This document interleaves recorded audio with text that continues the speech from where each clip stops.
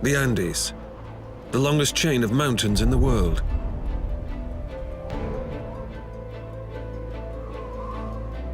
They run the entire length of South America. Smoking volcanoes punctuate the skyline.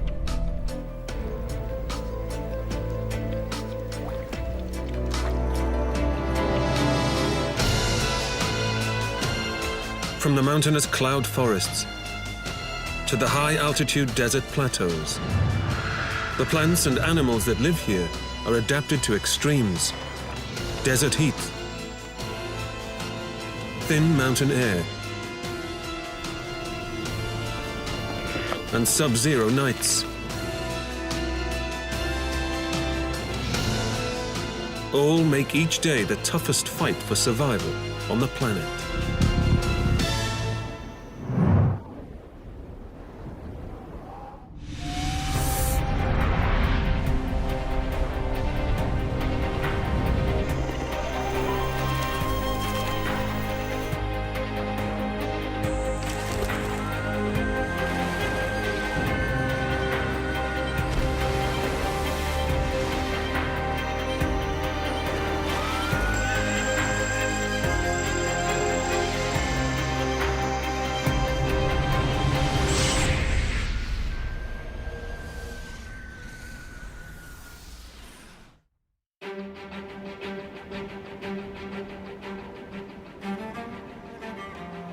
(7,200 kilometers long and 200 kilometers wide), the Andes are an epic landscape of snow-capped mountains and belching volcanoes.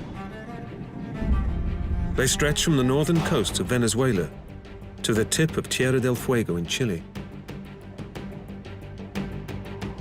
Some of the highest peaks in the world are found here.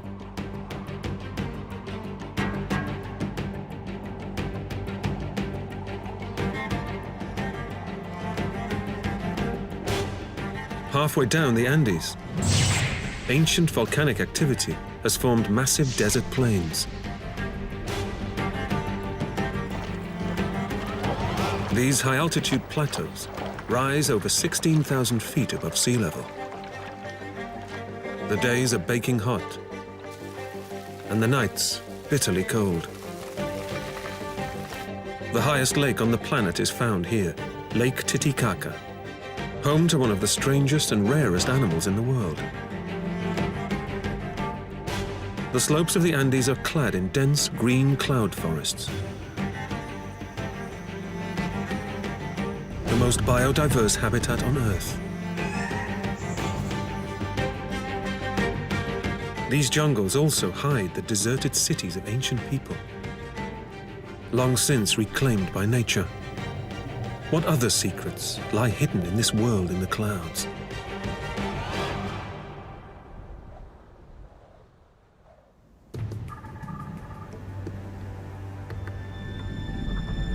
The backbone of the Andes is formed by a chain of live volcanoes.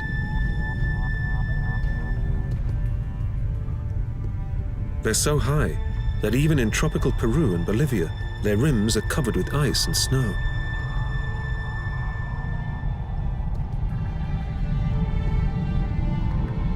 Meltwater runs off the peaks to a vast high-altitude desert plateau called the Altiplano. 170 kilometers across and 500 kilometers long, the Altiplano is 4 times the size of Wales.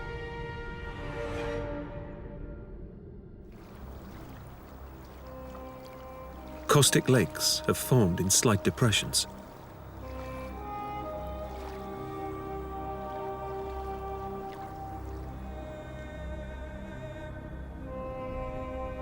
Volcanic geysers keep the lakes free of ice. Above 4,000 meters, the temperature often falls to -20 at night. One of the largest toxic lakes on the Altiplano is Laguna Colorada. Colorful plankton and algae thrive in its mineral-rich water. In the spring, flamingos are attracted to these lakes to feed. 3 of the world's 6 species gather here. The James's flamingo, with pink legs and bright carmine streaks, lives here year-round.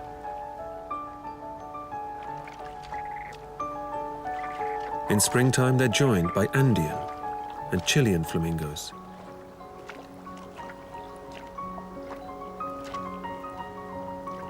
These species migrate here from Bolivia and Chile, under cover of darkness, making the 600-kilometer journey in just one night. All flamingos are filter feeders. They sieve shrimps and algae from the salty water. Each species has a different-sized filter in its bill, and each gathers its food from different depths to avoid competition. The water is too salty for the flamingos to drink, and it's so caustic that it burns the birds' feathers. So they must fly to nearby freshwater streams to quench their thirst and wash their plumage. This is especially important in the mating season, when competition is fierce to attract a female. The male's courtship rituals include highly synchronized dancing, preening, neck stretching and honking.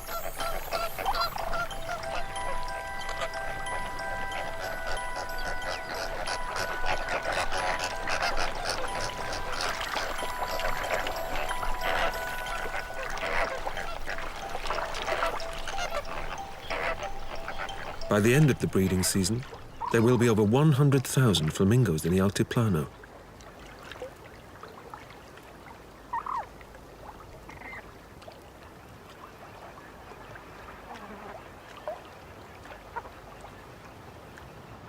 With such abundance in such a barren environment, it's no surprise that they attract unwanted attention.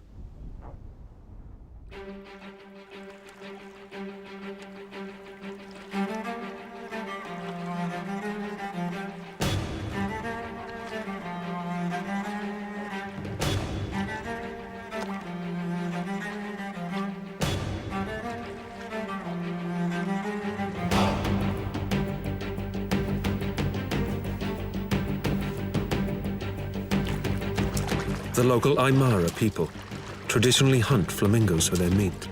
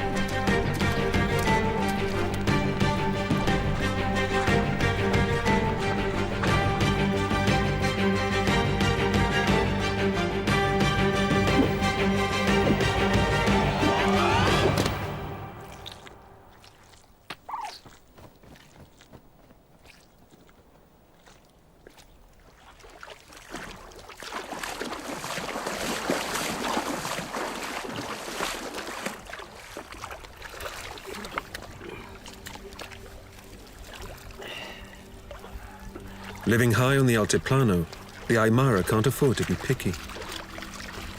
This flamingo will make an excellent meal.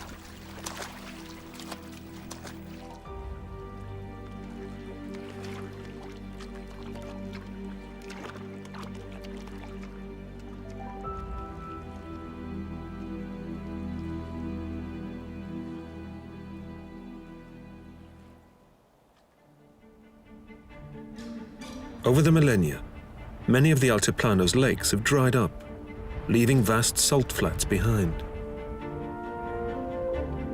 Salar de Uyuni is the world's largest, covering over 10,000 square kilometers.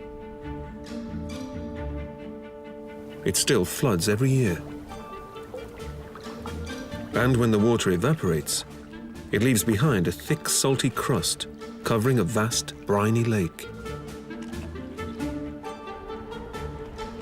With no fresh water for over 100 miles, the Salar is utterly devoid of life. At this high altitude, the oxygen content in the air is low. The burning sun heats up the thin air so that exposure to UV light is 20 times that at sea level. But salt is so valuable that it draws people in. Harvesting is hard work in these extremes, but the people who live and work on the Altiplano are adapted to the thin air. With a large lung capacity and blood capable of carrying unusually high oxygen levels, this local salt digger and his wife are able to work fast in the burning sun.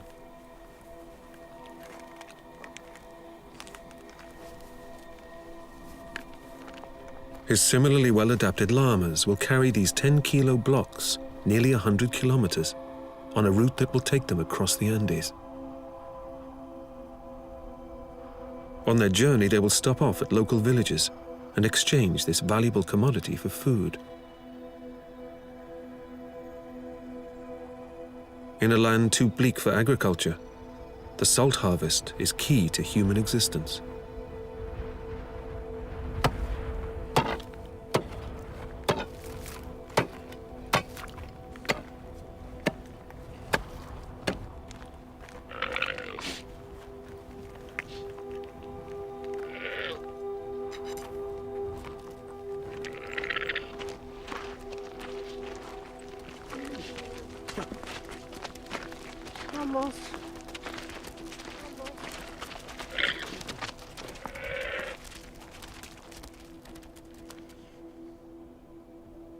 But just a few hundred kilometers away lies the largest body of fresh water in all of South America. On the border of Peru and Bolivia lies Lake Titicaca. Perched high in the Andes, nearly 4,000 meters above sea level, it's the highest navigable lake in the world.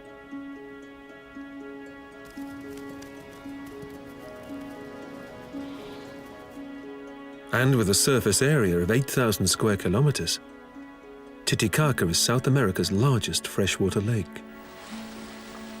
Water is central to everyone's lives here. The locals use water reeds for everything, from homes to food and transport. Whole villages are made on floating rafts constructed with reeds. Known as floating islands, they're traditionally built to prevent attack from aggressive neighbors. The people of the lake live off the fish who swim through Titicaca's deep blue waters. Everyone and everything who lives here has become adapted to living in the thin air of high altitude. And one of the most highly adapted lives in Titicaca's deep waters. It's the world's most bizarre frog. The Titicaca frog has a strange, saggy appearance. Like many amphibians, it uses its permeable skin to breathe. 4,000 meters above sea level, there's very little oxygen dissolved in the lake. The frog's weird flaps and folds increase the body's surface area and help it to absorb more oxygen.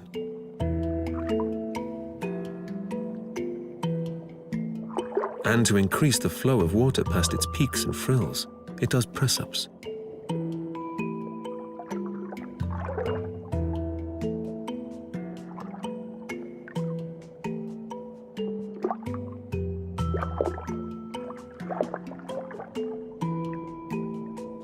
Frogs renew their skin by shedding the outer layers every few weeks. The Titicaca frog doesn't let this discarded tissue go to waste. It eats it.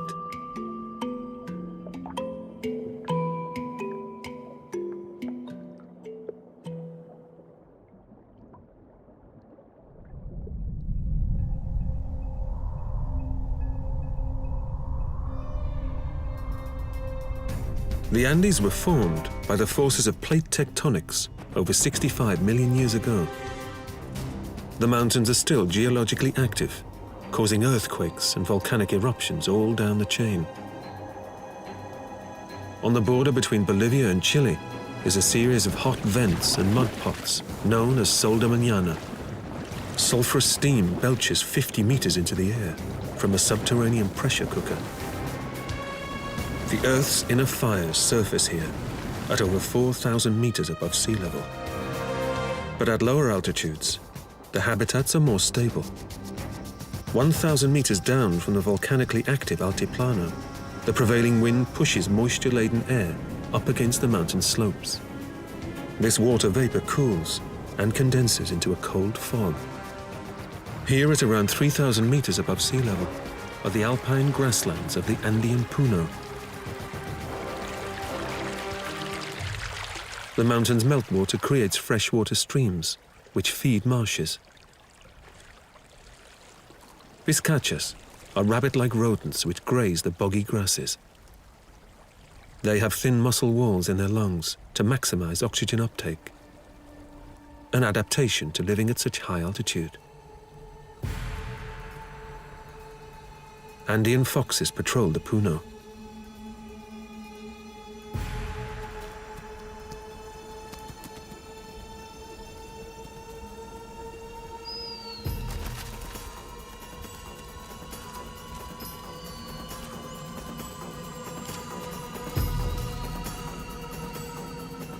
Foxes usually creep up on their prey. Not easy in this open marsh.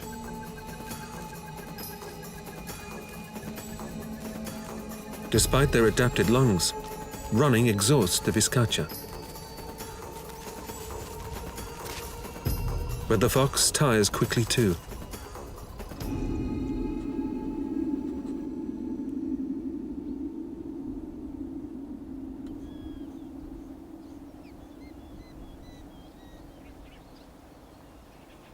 Few trees can grow in the peaty soil of the Andean Puno. One of the tallest plants is a bromeliad called the puya. It grows for decades before sending up a tall spike covered in hundreds of tiny flowers. This rich food source is sought after by one of the Andes' most iconic animals.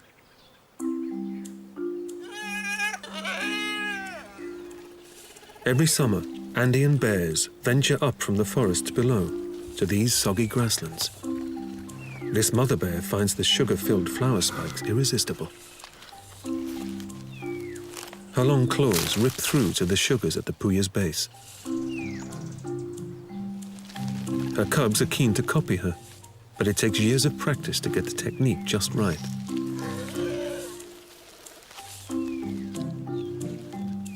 Flat molars allow the mother to chew through fibers too tough for most animals. Puya bromeliads grow to be 12 meters tall.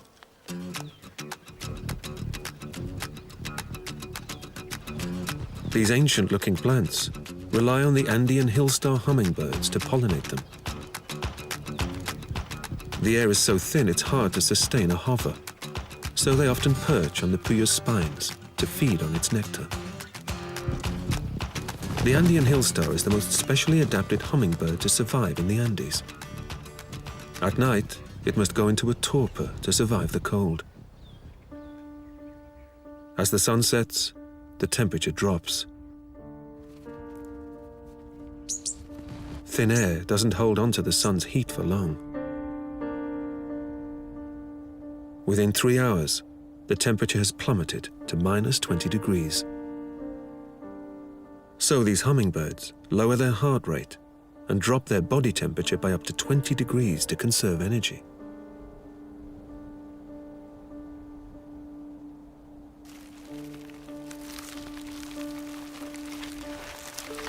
Each night is like a 12-hour winter. Even mountain streams freeze.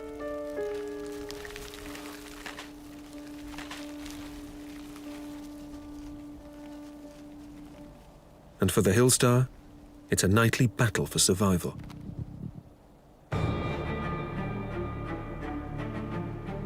The high-altitude habitats of the Andes also undergo a true seasonal winter.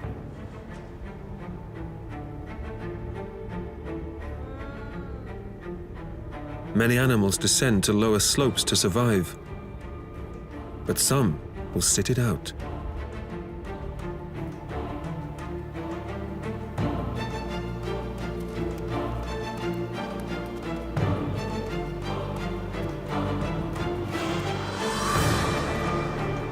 Most years, even the salt lakes turn to ice.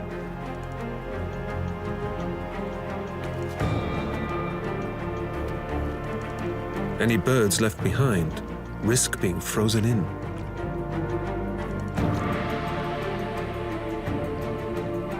But there are some places that never freeze.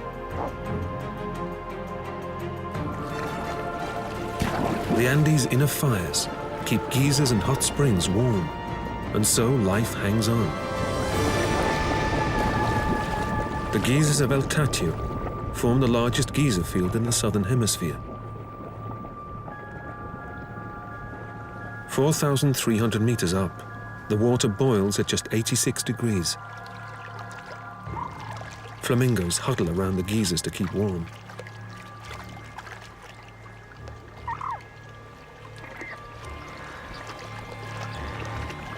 But there's not enough food at this time of year to support large numbers. So as winter takes hold, most will retreat south to the low-level wetlands and forests.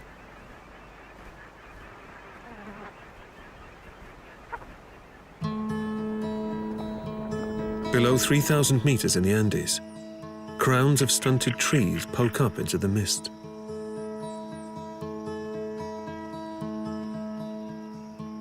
Tangled vegetation forms a dense, damp maze. This is the Andean cloud forest.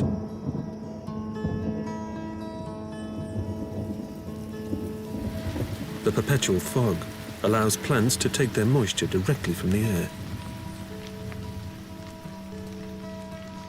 Mosses and lichens coat every surface. Orchids clothe the canopy. And bromeliads perch at every level. A favorite food of Andean bears, they're quickly sniffed out.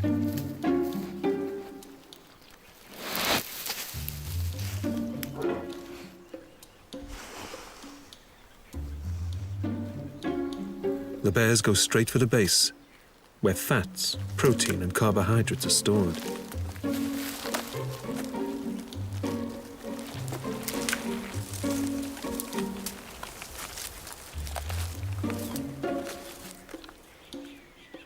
Most bromeliads grow higher up, where there's more light. So the Andean bear spends much of its time in the treetops. Cubs follow their mother, learning where to look for food and how to get it. Loose vegetation makes clambering around dangerous.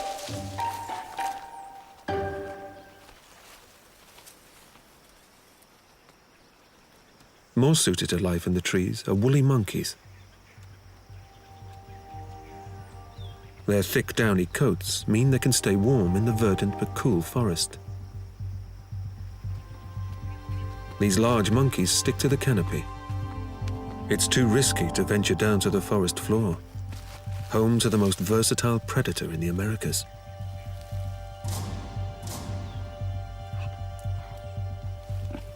The Andean puma.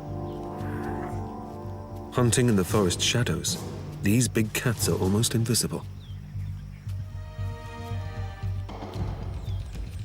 Their mere presence keeps the cloud forest's other creatures on edge. Their favorite forest prey is monkeys.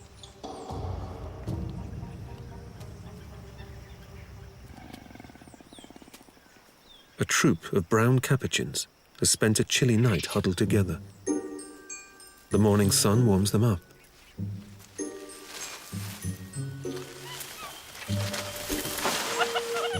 Then the capuchins set out to forage.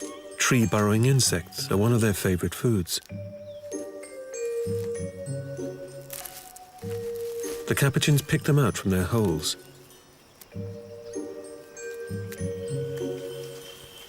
The cloud forest trees are laden with fruit year-round, and the capuchins enjoy a feast.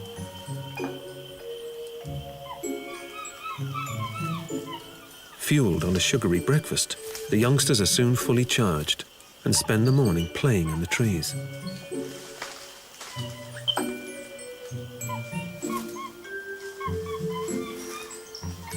The monkeys drink water trapped in treetop bromeliads.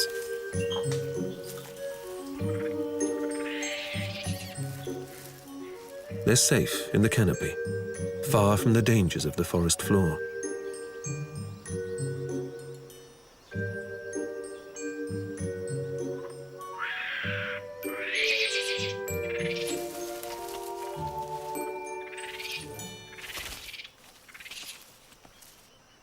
The fruiting trees also attract a host of other animals.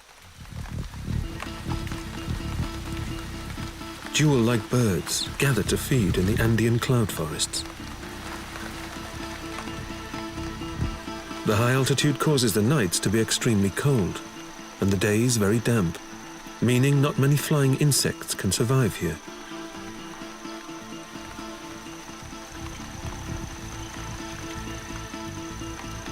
So most plants are pollinated by hummingbirds.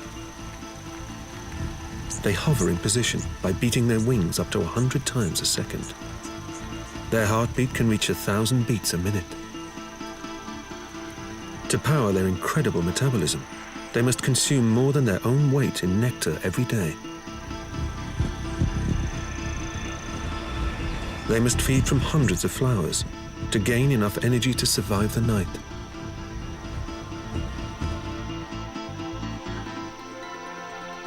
There's a huge diversity of plants here.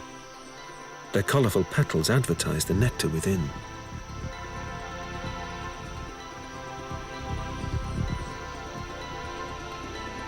To avoid competition, each type of hummingbird is adapted to feed on different species of flowers. And each has a perfectly designed bill to match its shape. There are more hummingbirds in the Andean cloud forests than anywhere else on Earth.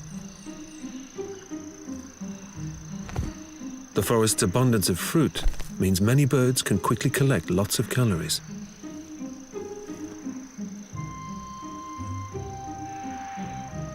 This gives them plenty of energy and time to attract the opposite sex.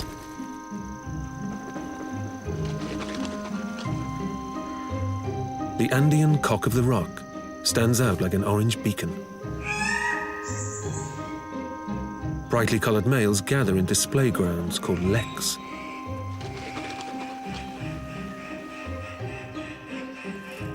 They're here to mate. Dressed to impress, they show off their flamboyant plumage.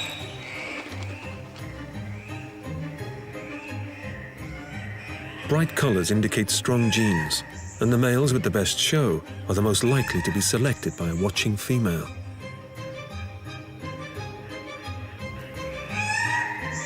But despite the efforts involved, many males never mate.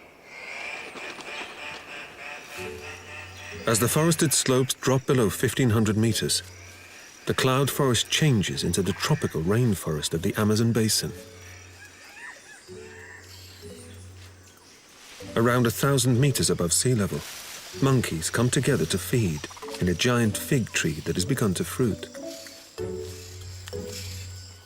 The first to arrive are spider monkeys.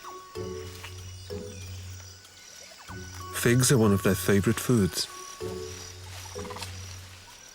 But they don't have the tree to themselves for long. Emperor tamarins arrive to join the feast. They're quickly scared off by a group of squirrel monkeys, working the tree as a team.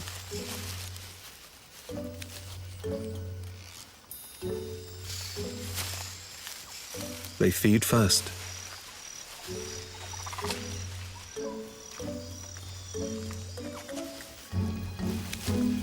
Bigger and more aggressive capuchin monkeys then arrive, wanting the figs for themselves.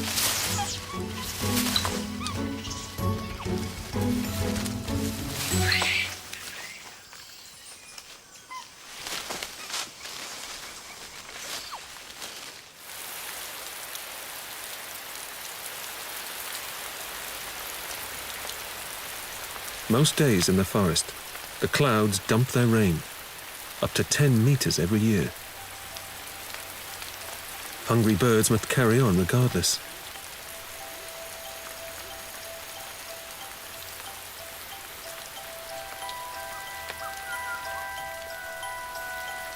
The birds form part of a complex ecosystem, making this the most biodiverse region on the planet.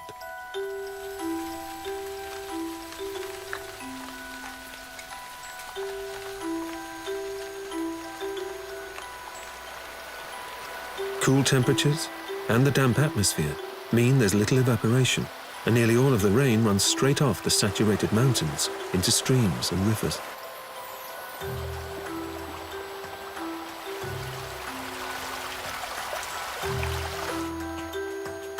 The extreme wetness of this environment has resulted in 15% of the planet's plant species being found here.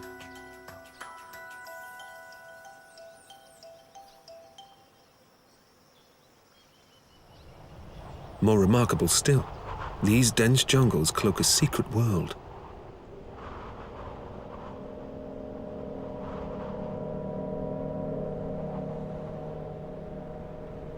Despite steep slopes, frequent earthquakes, and centuries of heavy rain, the remains of ancient cities survive here. The climate fuels rapid plant growth, and most of the ancient remains have long been reclaimed by nature. But we can still make out the shapes of a mysterious civilization.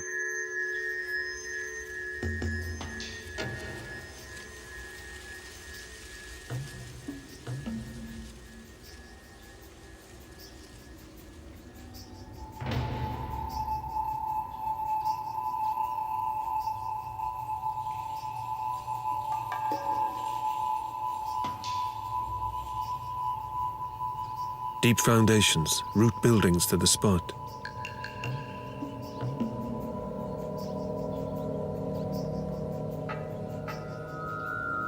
And carefully carved, mortar-bound stones mean that many walls remain in place.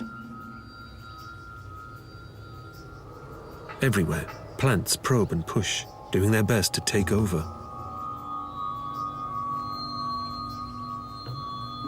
The power of nature has quickly overwhelmed the remnants of human civilization. For centuries, these densely forested slopes hid more than just a small forest settlement. In 1911, the American explorer Hiram Bingham made an extraordinary discovery in these Andean forests. He was led to an ancient hilltop. Amongst the trees lay a deserted ancient city.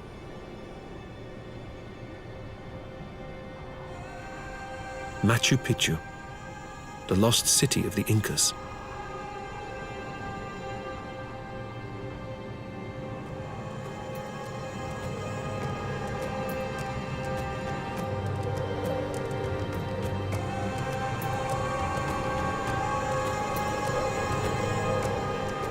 The Incas started building the citadel in the 1400s,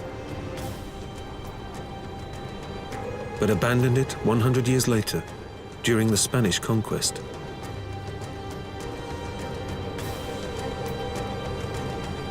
The Spanish never discovered the site, and so it was left intact for 500 years before being rediscovered by Bingham.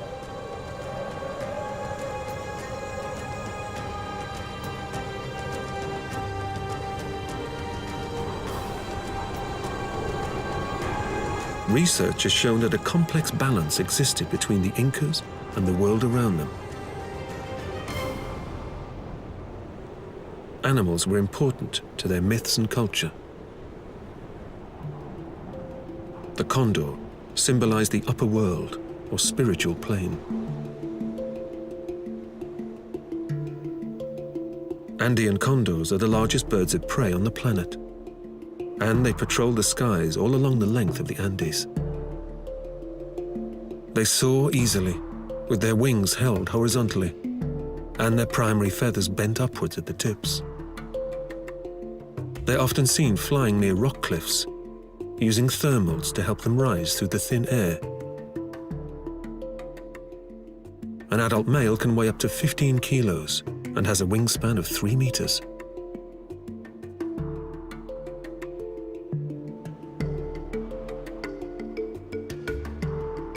If it finds the right updraft, it can ascend to over 7,000 meters.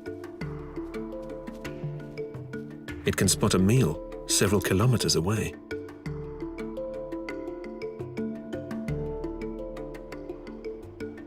The ancient Incas believed they were born of the stars, and that when they died, they returned to the stars across the Milky Way on the wings of a condor.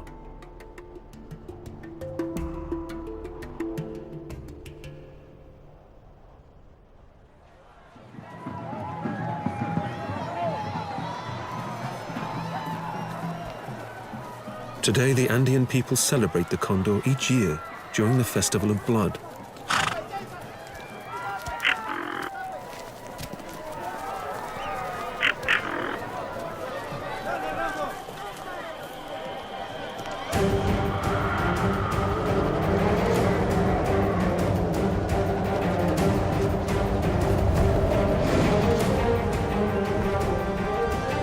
This festival represents the struggle between the Incas and the Spaniards over the 450 years since the conquest of Peru.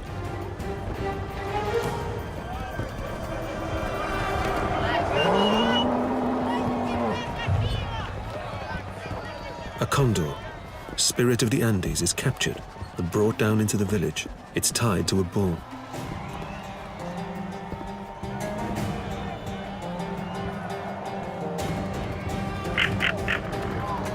The condor, representing the Incas, will overpower the bull, the symbol of those Spanish conquistadors who brought a gruesome end to the mighty empire in the Andean clouds.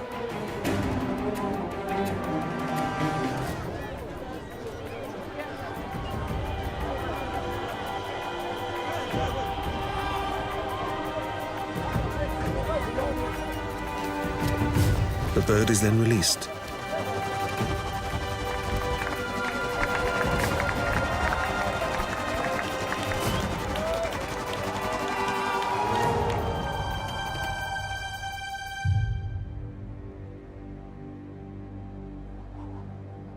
The flight of the condor will determine the next year's fortune.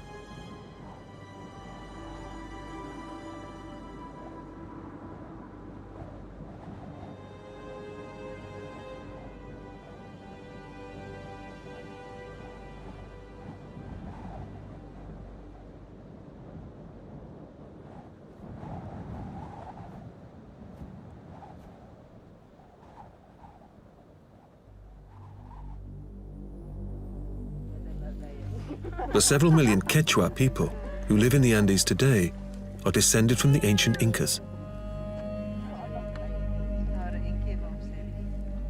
Their ability to survive altitude is mostly down to their reliance on livestock. Llamas are members of the camel family and are one of the oldest domesticated animals. Their thick coats of wool and honed survival instincts enable them to thrive here. And to the Quechua, they provide food, clothing, and transport. The people here have a strong connection to their old beliefs about Pachamama, Mother Earth, and they perform many rituals to honor her. The most celebrated of all involves the sacrifice of a live llama.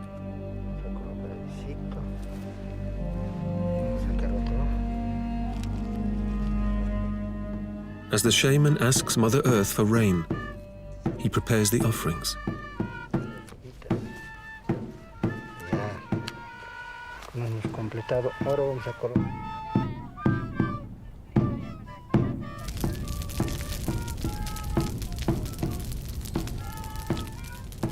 A llama is then brought for sacrifice.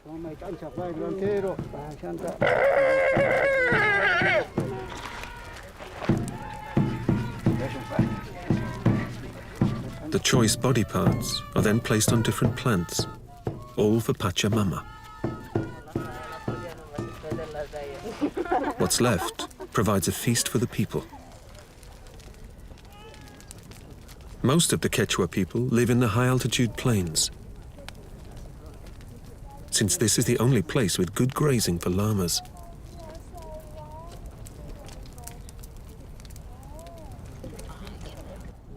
Llamas are descended from wild ancestors called Guanacos. These camel-like animals graze the slopes the length of the Andes and thrive at all altitudes. They range from the Altiplano all the way down to the coast. Herds of Guanacos graze under the watchful eye of the territorial male. He has 10 females in his harem, most accompanied by young.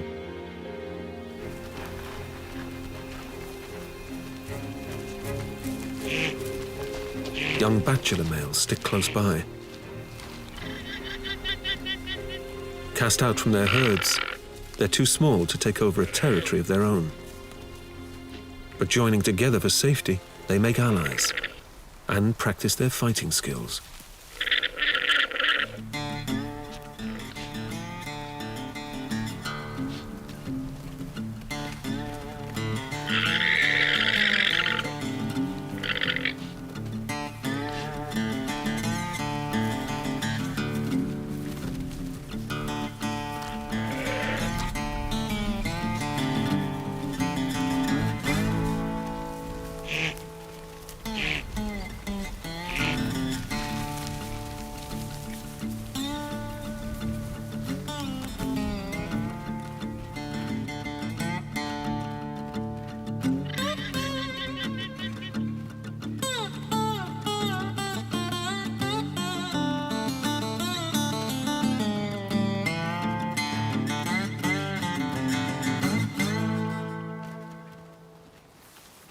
Guanacos find safety in numbers.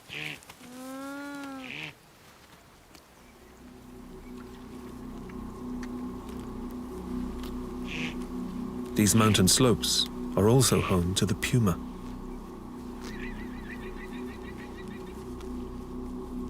In this part of the Andes, Guanacos make up over half their diet. And with so much potential prey grazing on the slopes, pumas are more common here than anywhere else in their range. This female has successfully managed to raise 4 cubs, almost to adulthood.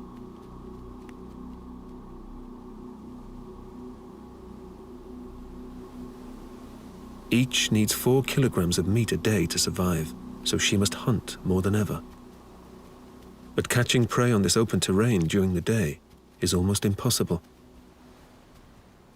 So she must wait for the cover of darkness.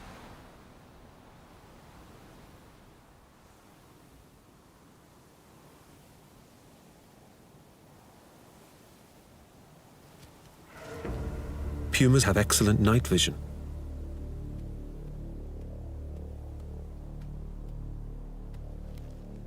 They're built to sprint, not for endurance.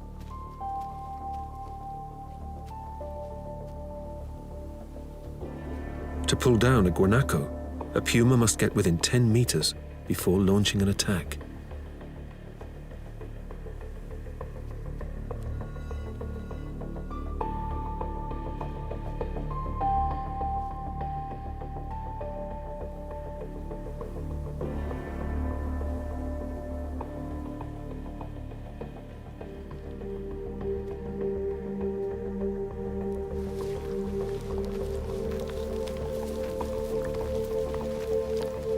With eyes on the side of its head, the guanaco has almost 360-degree vision.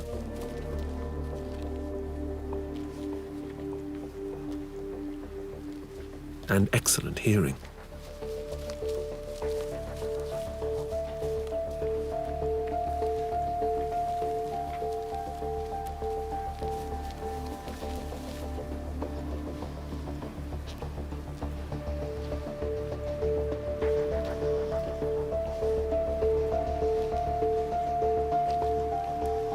The moment the puma is spotted, it's over. The guanaco herd closes ranks and makes a run for it. But the following morning, the puma mother picks up another scent. The carcass is most likely a casualty of exposure on these high slopes. Her cubs join her to feed on the free meal. Pumas can't chew, but slice their meal to pieces using sharp, modified molars. In the chilly mountain air, this carcass will last the family up to 5 days.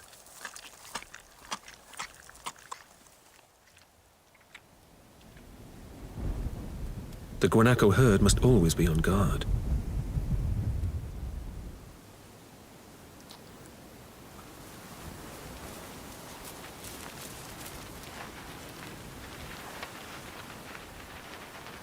This female is ready to give birth.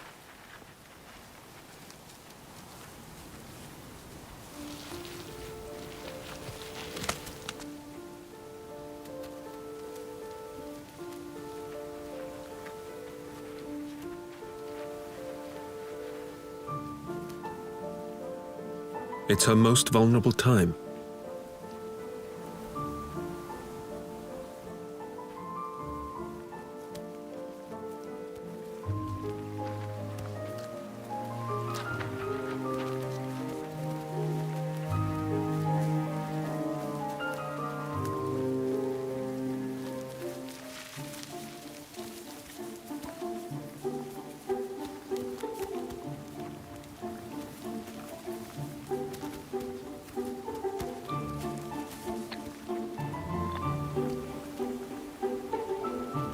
A newborn guanaco must be up and running before dusk.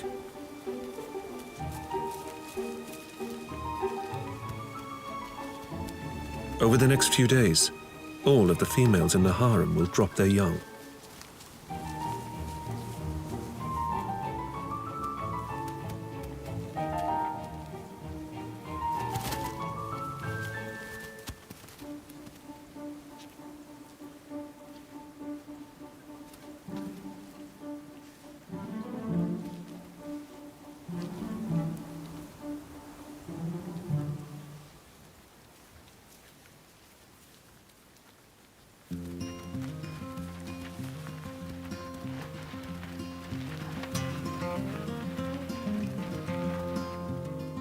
An Andean fox is the first to respond.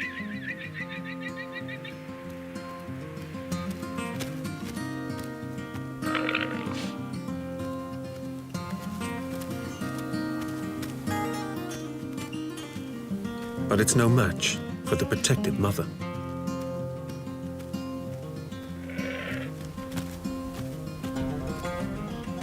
It soon finds an easier option, an abandoned carcass. More scavengers home in, including 2 of last year's cubs.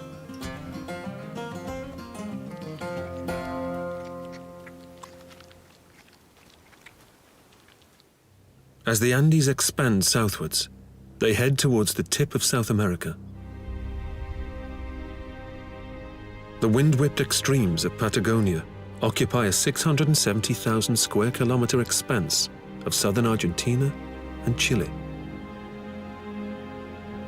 Here the continent falls away in an explosion of islands, glaciers, icebergs and mountains.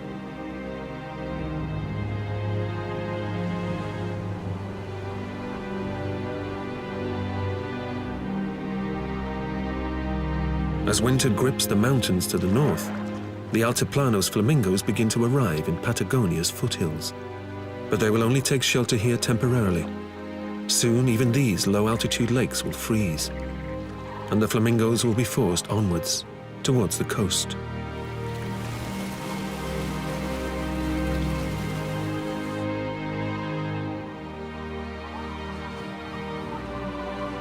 As winter grips the Andes, even its most adaptable predator struggles to survive.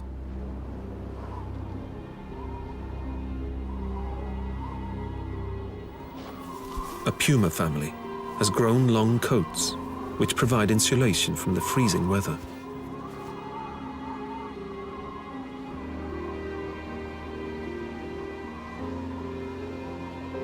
Patagonia's guanacos have been pushed west by the harsh wind, so the pumas must make the most of small opportunities. But catching dinner in a blizzard is no easy task.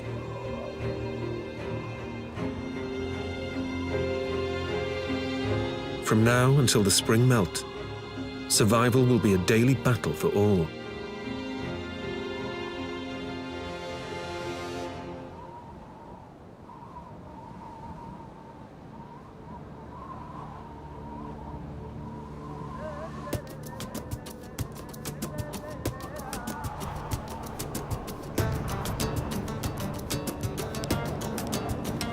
The Andes is a mountain range of incredible diversity.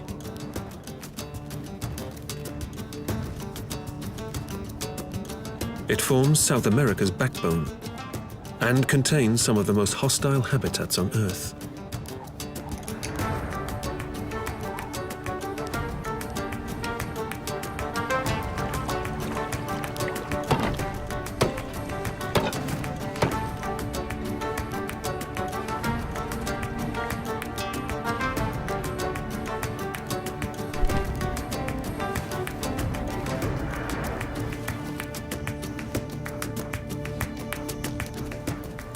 But on every slope, at every altitude, life has found a way to exist.